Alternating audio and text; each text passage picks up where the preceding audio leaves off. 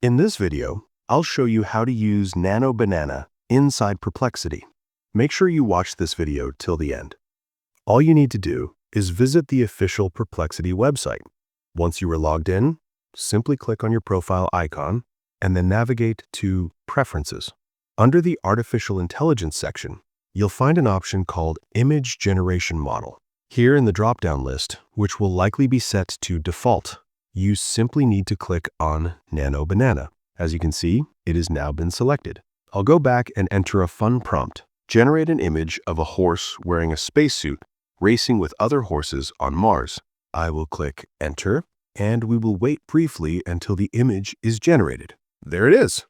Our image has been generated using the NanoBanana model. If you want to download this image, you can simply click on the download icon, and the image will be easily saved in one click. Now, one important thing to notice.